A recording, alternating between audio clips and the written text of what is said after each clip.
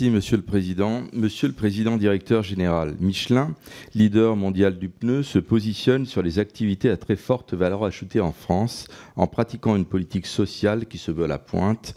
Chez Michelin, on parle de salaire décent, estimant qu'on ne peut pas vivre avec un SMIC. Vous avez corrigé ensuite en parlant de rémunération décente, celle qui s'entend avec l'intéressement, les primes de nuit, d'ancienneté, de production, etc., qui ne sont pas garanties et peuvent varier d'une année sur l'autre. S'agissant de salaire, le taux horaire le plus bas est d'environ 12 € brut, soit 0,7% au-dessus du SMIC horaire. En conséquence, quand il n'y a pas ces bonus, et selon votre définition, cela veut dire que les salaires seuls seraient indécents. Cette politique salariale, qui ne semble pas si mauvaise quand il y a des bonus, ne masque pas une injustice que vivent mal certains de vos salariés. Si un agent peut éventuellement se payer une semaine de vacances grâce à ces bonus, un cadre de haut niveau, lui, peut s'acheter un appartement. Que pensez-vous du modèle de Stellantis où la prime la plus faible est de 4 000 € et la plus haute 6 000 €? Votre rémunération fixe plus la part variable est 135 fois plus élevée que la fameuse rémunération décente. Que pensez-vous de notre proposition d'une échelle des salaires de 1 à 20 ? Ces annonces sur la rémunération décente ne reflètent pas les inquiétudes, le stress de beaucoup de salariés qui ont besoin d'informations afin de pouvoir se projeter. En effet, les syndicats se montrent particulièrement inquiets pour le site de Cholet et les effectifs passent sous la barre des 1 000 salariés avec 300 CDI perdus en 3 ans. Vos syndicats s'apprêteraient ainsi à déclencher un droit d'alerte sur les sites de Cholet, Vannes et Tours, afin d'exiger de votre part des réponses à leurs questions. Michelin a programmé en 2025 la fermeture de 2 usines en Allemagne, entraînant la suppression de 1 530 emplois. Cependant, l'entreprise, pour se rapprocher de ses clients, embauche en Chine pour un premier marché automobile mondial.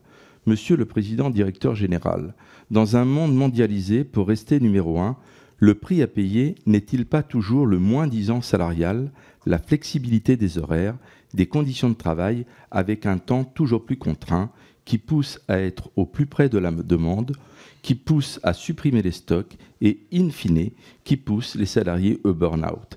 Dit autrement, quand l'usage du salarié sert de variable d'ajustement, cela conduit inéluctablement à des salariés usés, rincés, qui finissent par voir leur site fermé et l'entreprise délocalisée afin qu'elle conserve un haut niveau de compétitivité et surtout de profit. Pour permettre une réindustrialisation du pays, pensez-vous que la taxe au kilomètre puisse être un outil de protectionnisme afin de développer des productions locales permettant des salaires plus élevés? Je vous remercie. Merci beaucoup, cher collègue. Monsieur le Président.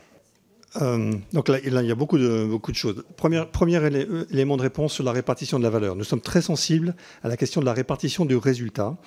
Toutes les questions variables ne sont pas incluses dans le salaire décent.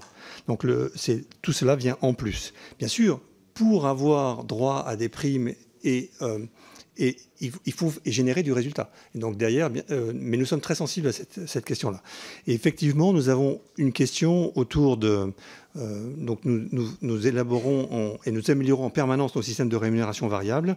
Et donc effectivement, aujourd'hui, nous avons un système de rémunération variable qui est qui favorise plus, en cas de très bons résultats au-dessus de la moyenne de ce qu'on souhaite faire, les cadres que les agents de production. Et donc, on est en phase de réajustement de cette question-là.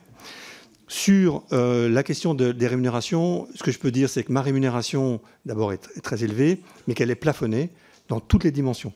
Que ce soit sur les rémunérations variables, tout indexé sur les résultats, y compris la partie de variable à long terme, en termes d'action, tout est plafonné par rapport à mon salaire fixe, qui est très important, je le reconnais, mais qui est fixé par mon conseil de surveillance et ce n'est pas par moi. Voilà. Alors après, l'échelle de salaire de 1 à 20, il ne faut pas décourager non plus les talents. Et donc derrière, qu'il y ait un système qui soit établi, 1 à 20 me paraît faible. Merci. Maintenant... Merci, monsieur